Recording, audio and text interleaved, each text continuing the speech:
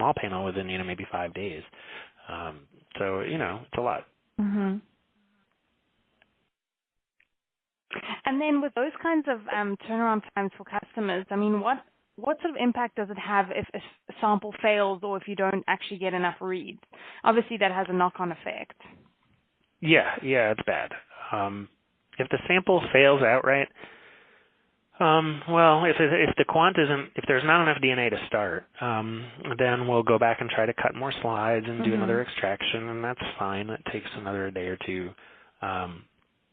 Where you get kind of messed up, if you didn't happen to quant and pool your samples together correctly and you just didn't get enough reads, you're stuck there because you either have to sequence that whole capture again to get more reads for your one sample, or you wait and then add more of that library to the next capture that you do, and then, but that'll add maybe 3-4 days to it. So, it depends on the patient. Some patients, they order it and they don't necessarily need results immediately, and you tell them, hey, it's going to be another 4 days. They say no problem.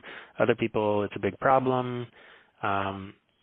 We do the best we can do. I mean, everyone knows that it takes a certain amount of time. Yeah. But yeah, having to go back and start from scratch with a sample is tough, and it can add another week plus. So yeah, it's hard.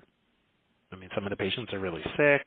We get, upset phone calls, if there's a problem and people really need stuff right away. And so we just do our best. And sometimes if it's something that's if they're looking for EGFR, they're looking for KRAS, or some sort of low-hanging fruit that's present on our small panel, we might try to order that, run that and crank that out in a short amount of time. But sometimes it's not like that. So we just do the best we can do. Yeah. Yeah, it's tough. I mean, you have to remember that there's always a patient behind the sample, right? Yeah, I know, and it's hard. If we have a contamination, that's probably one of the worst. If something is contaminated, then you need to go back and start from scratch, and that's just going to add a week plus. And so those are the worst.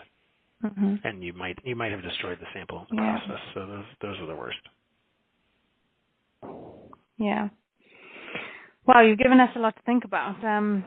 Anthony and Sam, are there any other questions from your side before we wrap up? No, not for me. Dr. Sagal pretty much answered my question. What it means for him to be able to go down to 5 to 10 nanograms reproducibly and with quality, and he's pretty much answered that. So I'm good. There's nothing either from my side either. Thank you. Okay, great. Thank you. So, yeah, I think just to end off, we really appreciate your time again. I know I said it in the beginning, but I think your feedback has been very valuable and will feed straight into, our next steps in terms of new product development. So, I guess all that's left to say is thank you, and we don't want to go over time, so I want to make sure that we sort of wrap it up before the end of the hour. Are there any last comments from your side, Dr. Siegel? No, I think we covered a bunch. If you guys have any more questions, just let me know. Okay, great. We will do.